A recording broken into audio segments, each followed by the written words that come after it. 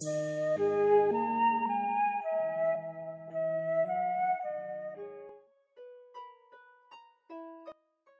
tout le monde, aujourd'hui nous allons parler d'un cheval volant, Pégase. C'était un coursier ailé, inlassable à la course et qui passait dans l'air comme une rafale de vent.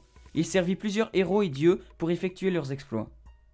Avec un père tel que Poséidon, le dieu des mers et des tremblements de terre, la naissance de Pégase risquait d'être mouvementée. D'autant que sa mère n'était autre que la fameuse Méduse, une jeune fille qui avait été transformée en gorgone hideuse à la chevelure de serpent et au regard pétrifiant. Au moment où Méduse se fit décapiter par Persée, deux frères sont nés du sang de cette dernière. Pégase, le cheval volant, et son frère Chrysaor, un sanglier ailé. Pégase servit d'abord de monture à ce héros pour échapper à la colère des Gorgones, puis, en chemin, le héros délivra la princesse Andromède offerte en sacrifice à un monstre marin. Il était représenté entièrement blanc, bien que les textes d'origine ne mentionnaient pas sa couleur. Ses ailes étaient en argent, il avait une robe de neige douce et soyeuse, des yeux noirs et un cœur en or. Pégase ne tarda pas à révéler ses pouvoirs surnaturels. Alors qu'il se trouvait sur le mont Hélicon, il se mit à taper du sabot contre les rochers. Mais, l'instant où il gratta le sol, un filet d'eau jaillit entre ses pattes. Pégase venait de donner naissance à Hippocrène, une source dont le nom signifiait la fontaine du cheval. Elle deviendra vite le rendez-vous préféré des muses, et des siècles plus tard, elle continuait à faire admiration des poètes, car ils y puisaient, paraît-il, leur inspiration. Farouche, Pégase n'avait rien d'une monture facile. Il n'acceptera de prendre sur son dos qu'un seul héros, Bellérophon. Le jeune homme reçut un jour l'ordre de tuer la chimère, un monstre qui tenait à la fois du lion, de la chèvre, du serpent et du dragon.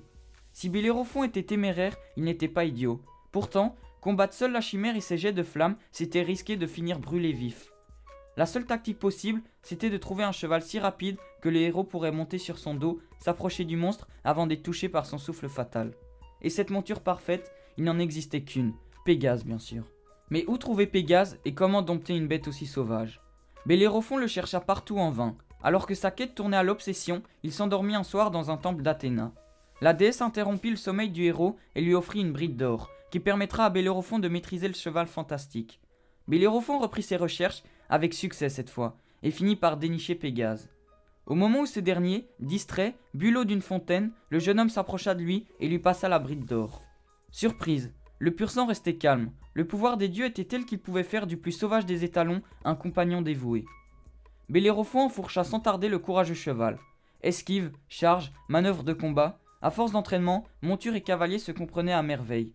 Une fois prêts, ils se lancèrent à l'assaut de la chimère. Tandis que Pégase tournoyait autour de la bête, Bellérophon lui décochait ses flèches. Mais le monstre se débattait en tous sens et crachait des flammes mortelles. Héroïque, Pégase parvint à approcher son cavalier assez près de la chimère pour qu'il puisse jeter dans son gosier brûlant un lourd bloc de plomb. Lorsque le métal fondut, la chimère s'écroula sur le sol, brûlée de l'intérieur. Bientôt, il ne restera du monstre qu'un tas de cendres brûlant. Le héros accumula ensuite les victoires contre les Amazones et les Solim, puis finit par devenir roi de Lycie.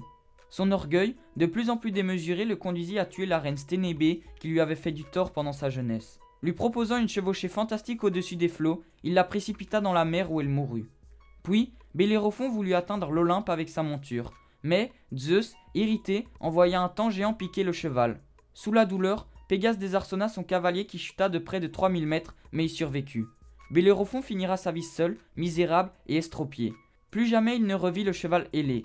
Pégase, lui, monta seul vers l'Olympe où il devint la monture de Zeus. Lorsque le roi des dieux voulait utiliser sa foudre, c'était Pégase qui la lui amenait depuis la forge d'Héphaïstos. Si les poètes grecs disaient vrai, Pégase était le premier des chevaux à avoir été dompté. Puissants, dociles, mais très imprévisibles, ces animaux tiennent sûrement leur caractère ombrageux de leurs ancêtres, l'obscure Méduse et l'impétueux Poséidon.